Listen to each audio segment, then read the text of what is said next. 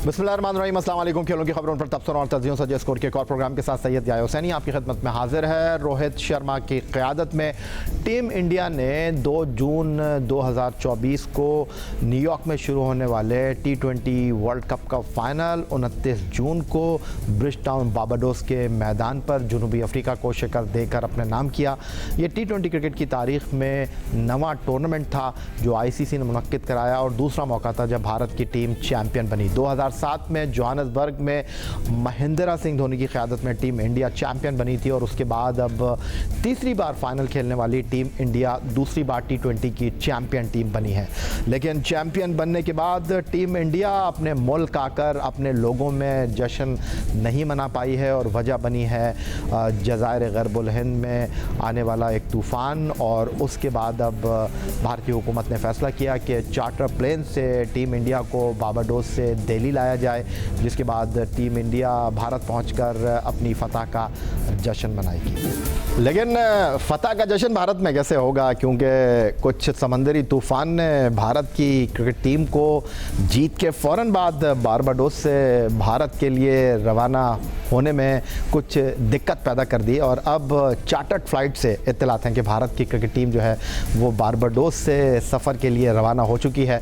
और ये वो मनाजिर हैं जिसमें आप देख सकते हैं कि ये वो चार्टर्ड फ़्लाइट है जो भारतीय हुकूमत ने टीम इंडिया के लिए बंदोबस्त की बारबाडोस के एयरपोर्ट पर, जहाँ से भारत की क्रिकेट टीम अब नॉन स्टॉप फ्लाई करते हुए बारबाडोस से दिल्ली पहुँचेगी।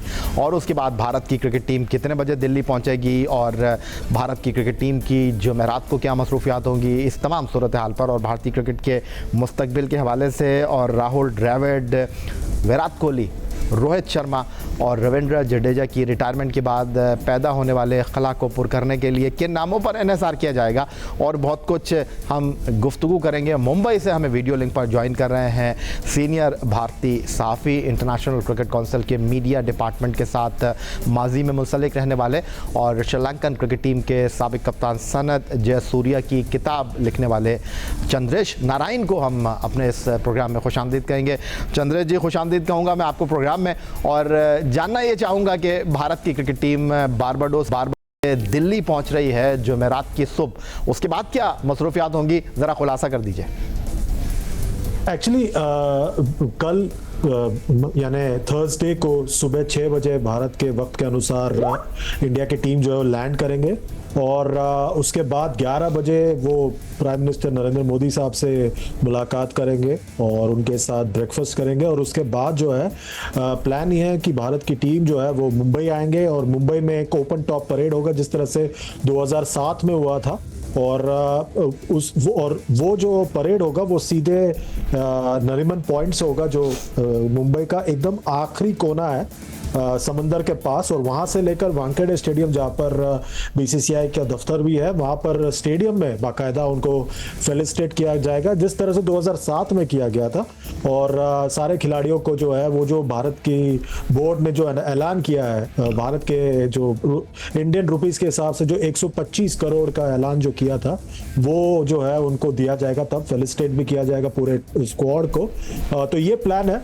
कल गुरुवार को बहुत मसरूफियात होंगे यहाँ पर जो भारत की टीम जो है उनके लिए, तो बहुत प्लान्स है कल के लिए, क्योंकि देखिए ऐसा लग रहा है एक ज़माना बीत गया है भारत को T20 वर्ल्ड कप जीत के, क्योंकि एक तूफान ने, हरिकेन ने भारत के टीम को वहाँ पर रोके रखा था। तो यहाँ पर जो है यहाँ पर इसीलिए तो सबको इंतज़ार था और आखिरकार वो वक्त आ गया और वो जो टीम है अब निकल चुके हैं वहाँ से।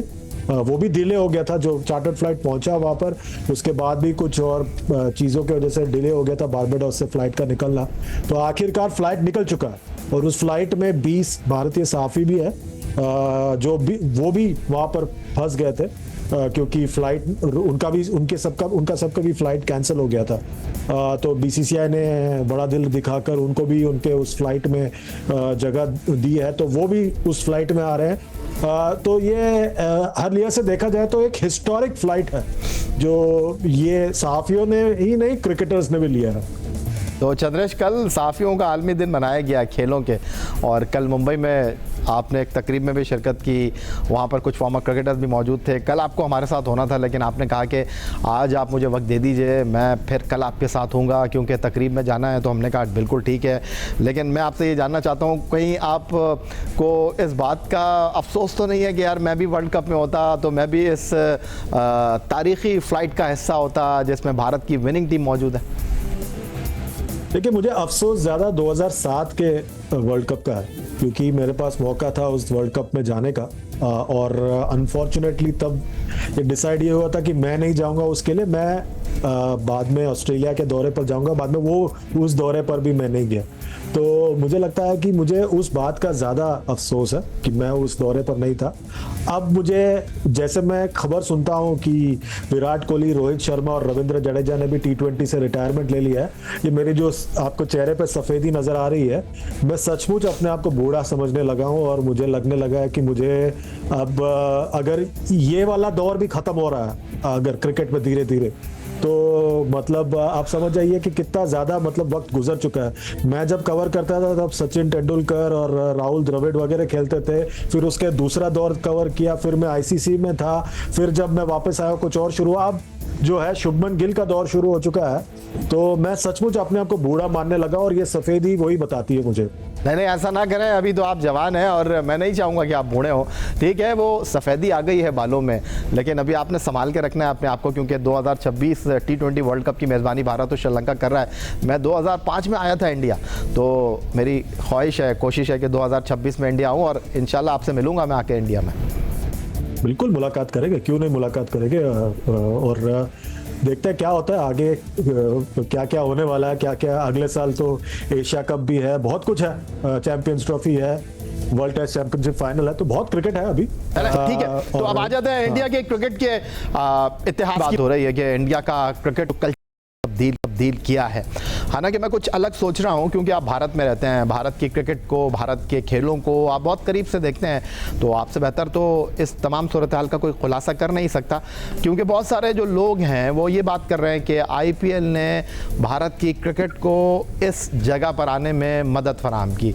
कोई शक नहीं है कि भारत की क्रिकेट में आसूदगी आई, माली तौर पर खिलाड़ी मुस्तहकम हुए, और यही वजह है कि दुनिया की किसी लीग में हमने भारतीय खिलाड़ियों को खेलता हुआ नहीं देखा। और ये भी एक तनकीद होती रही है कि IPL के लिए विंडो क्रिएट की जाती है, और जब IPL होता है तो बहुत सारी टीमों के जो खिलाड़ी हैं वो अपने मुल्कों से खेलने को तरजीह नहीं देते। हमने देखा पिछले महीने जब न्यूजीलैंड की टीम पाकिस्तान आई थी तो 9 खिलाड़ी न्यूजीलैंड की टीम में मौजूद नहीं थे, क्योंकि वो IPL खेल रहे थे। मैं आपसे सीधा ये जानने की कोशिश करूँगा, आपकी ज़िंदगी में अफसोस का पहलू आपने जिस तरह उजागर किया 2007 में, काश आप जनूबी अफ्रीका में होते। 2008 में IPL की शुरुआत हुई, 2014 में पहली बार भारत T20 वर्ल्ड कप का फाइनल खेला। IPL शुरू होने के बाद मीरपुर में वो बांग्लादेश से हार गए, और उसके बाद 17 साल में अगर हम देखें तो ये दूसरा मौका था जब भारत T20 वर्ल्ड कप के फाइनल तक पहुंचा। आप इसको किस तरह समअप करना चाहेंगे? आप क्या इस बात पर यकीन रखते हैं कि वाकई IPL की वजह से भारत की क्रिकेट टीम को ये मौका मैसर आया कि वो दूसरी बार चैंपियन बने, और आपको नहीं लगता कि नहीं, ऐसा नहीं है? नहीं, मुझे लगता है कि IPL का बहुत बड़ा हाथ है, क्योंकि जो खिलाड़ी है अब T20 क्रिकेट में उनको मतलब अब देखें, कुछ नहीं तो हर खिलाड़ी को हर साल 14 मुकाबले खेलने का मौका मिलता है IPL में। तो हर साल जो है, अब जब IPL आता है तो पता चलता है कि जो T20 क्रिकेट है वो थोड़ा और आगे चला गया है। मतलब आप थोड़े मतलब और कुछ नया देखने को शुरू होता है फिर आपको।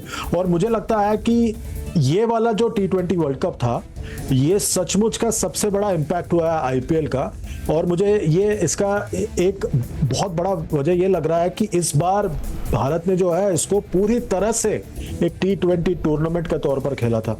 शुरुआत के कुछ सालों में मुझे पता है कि थोड़ा कंफ्यूजन होता था कि T20 क्रिकेट जो है वो वनडे क्रिकेट का छोटा वर्जन। आपने देखा होगा टीमें भी काफी ज्यादा कंजर्वेटिव हुआ करते थे अपने अप्रोच में। पर जैसे जैसे साल बढ़ते गए, मुझे लगता है पैंडेमिक ने, मतलब कोविड-19 ने क्या किया है कि सबके मतलब जो ज़हन है खोल दिए, और सब बल्लेबाजों ने, खिलाड़ियों ने, गेंदबाजों ने, सब ने जो है फिर समझ लिया कि इस गेम को किस तरह से अप्रोच करना है, क्योंकि इतना ज्यादा पिछले 4 साल में जितने T20 क्रिकेट टूर्नामेंट्स हुए हैं फ्रेंचाइज लेवल पे हो, T20 वर्ल्ड कप हो, कभी नहीं हुआ था उसके पहले। तो मुझे लग रहा है कि इस बार पहली बार पूरे खुले तौर पर भारत ने इसको एक T20 टूर्नामेंट के तौर पर देखा था। 2014 में करीब आए थे, पर श्रीलंका ने भारत को वापस उस फाइनल में हरा दिया था।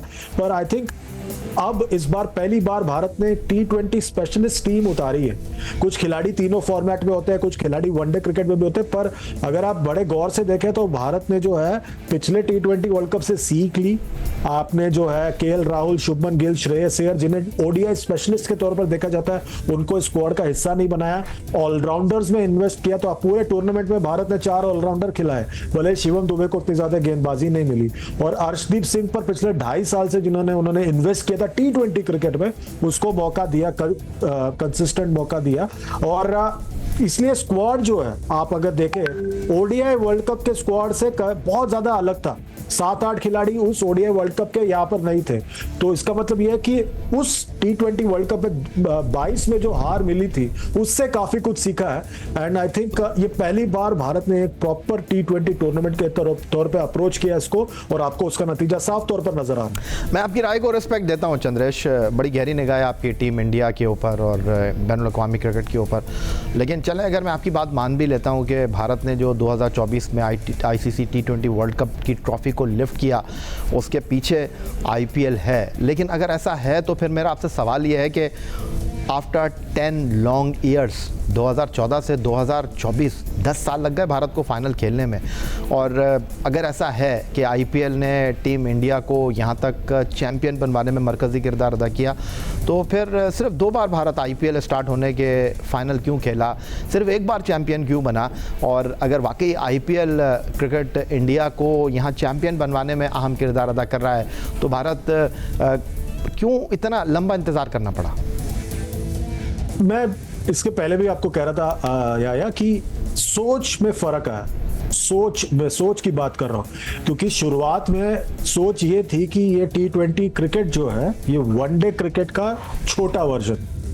और आप देखें 2021 में थोड़ी बहुत सोच बदली। 2022 में जो शिकस्त मिली भारत को इंग्लैंड के हाथों, इंग्लैंड ने आपको दिखाया कि मॉडर्न T20 क्रिकेट क्या होता है। मतलब उन्होंने सेमीफाइनल में भारत को हराया, फाइनल में पाकिस्तान को हराया।